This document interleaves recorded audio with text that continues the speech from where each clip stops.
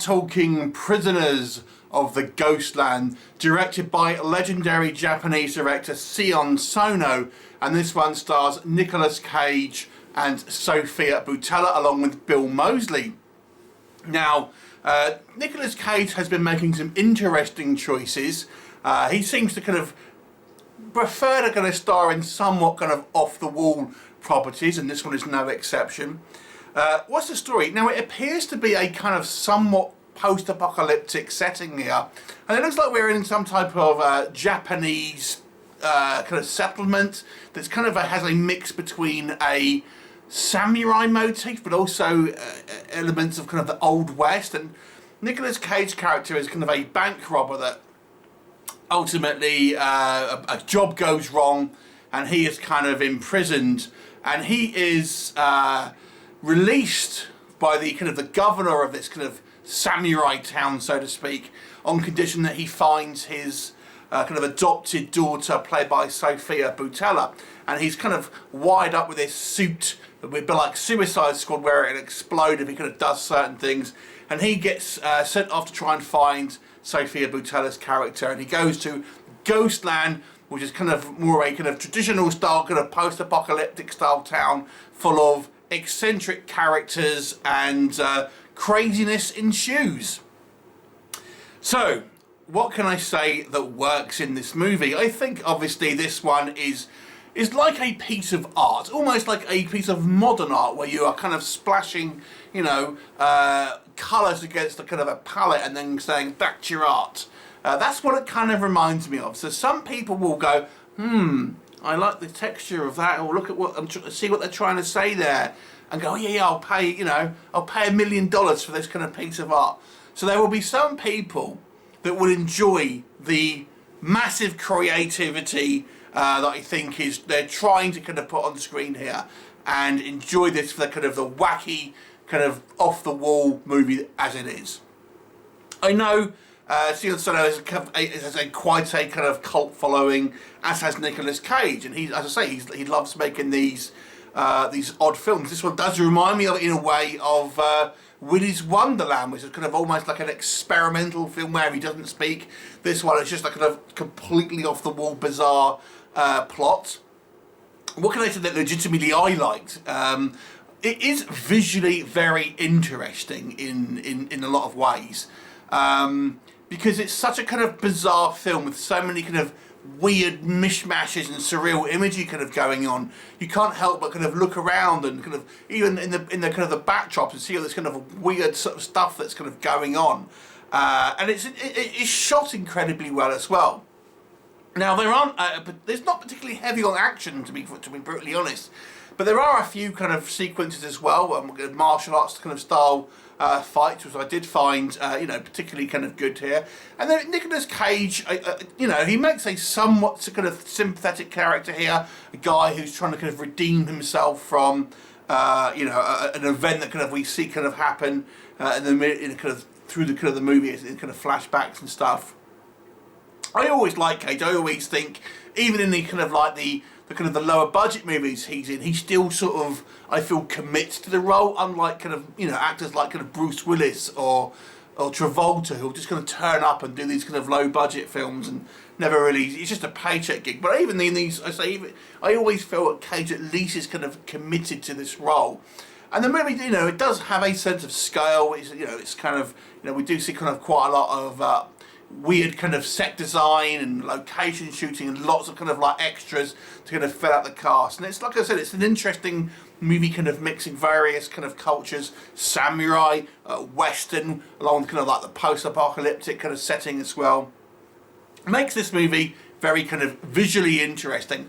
I also have to say, I think the soundtrack is quite good. The actual score here, I think, is quite kind of haunting at times, and I really did enjoy some of the score. But man, oh boy, this one was, I couldn't wait for it to finish. I'm not gonna lie, this was torturous to sit through. I thought I was gonna like this movie. I honestly did. I just thought, wow, this is gonna be great. I'd seen the kind of the trailer, thought this looks like it's gonna be awesome. Oh boy, was I wrong. This is just kind of like, it kind of looks like a 12-year-old's fever dream. Is the best way I can describe it.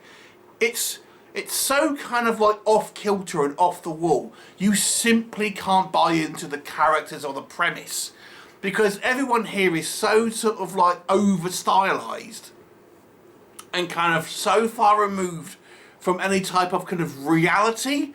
You just kind of feel like you're passively watching, I don't know, someone play a video game or something like that.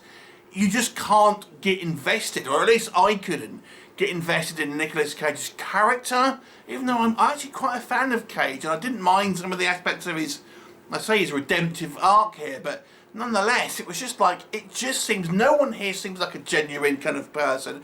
The movie is so concerned with having kooky, off-the-wall kind of characters and weird sort of situations and odd kind of like stylistic dichotomies and things like that. You're just thinking, what am I watching? It's just kind of like bizarre for bizarre sake. Now, one of the critiques I had with his Wonderland is trying too hard to be kind of kooky and weird, and it's true of this film as well. It's just like bizarre for bizarre sake without that kind of like point of where it's kind of drawing you in as a story. The narrative here is relatively slight, let me just say that, and it's just kind of like long sequences where we kind of like, we meant to have these stylistic sequences, but it's just dull. I was surprised how dull this movie is. Visually, I could say it's, very like a feast for the eyes in a lot of ways, but narratively, it is dull. It just doesn't make any kind of real sense. It's so kind of weird and surreal. Like I said, if you're a fan of, how many people like this kind of the painting where there's a splash of paint on a bit of canvas compared to, a nice portrait. Let me put it like that. Classic art, classic storytelling in this case. Because I just feel this movie is just kind of almost unwatchable. There's a lot of kind of like smaller characters that seem insignificant, and then we'll suddenly kind of like, we'll spend a little bit of kind of time with them. I don't think Nicolas Cage know what the hell he was making in this movie, because there's a lot of these actors here, they just seem to kind of like, the director will tell them something and they'll do it, but they don't really know what's going on. That's the impression that I was getting from the acting here, to be honest with you. They're just there kind of going, the director, he's got this kind of crazy kind of like off-the-wall post-apocalyptic movie, and these kind of like American actors are, I'll just say this, blah, blah, blah, without really knowing what the hell they're talking about. That's kind of the impression I got with the acting here. It's just people kind of like, doing these cartoonish kind of roles, not knowing what the hell they're kind of talking about. There's so many kind of like annoying kind of like little kind of minor sort of characters that will pop up, and just things that just seem weird and just nonsensical. It's absolutely nonsensical. Now, interesting, I can imagine there's people will praise this movie. Oh, it's such an artistic vision. Oh, Sion's such a great director. I love his previous work. I'm not commenting on his previous work. Paul, who used to do reviews of the channel, loved the director. But man, this one is a tough watch. And like I said, I was genuinely kind of getting ready to really enjoy this movie. Visually, you can't fault it, I don't think. It looks, the artistic design, the productive design looks great, but the actual narrative, the character work here is awful. Maybe it's kind of more, obviously it has an American kind of influence, but it's obviously maybe has more of an Eastern sort of Asian style kind of sensibilities, and maybe will appeal to those of you who kind of like off-the-wall anime, but that's not for me personally. But even so, I just think this movie is very much odd style over substance, because there's just nothing to cling on to.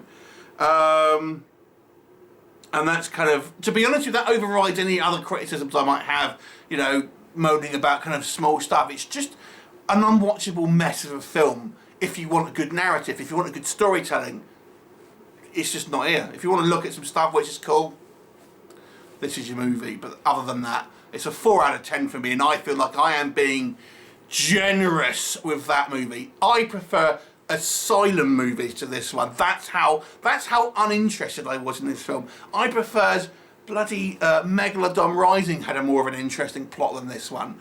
4 out of 10. Have you seen it? What did you think of it? Leave me a comment and I shall look forward to seeing you next time. Bye for now.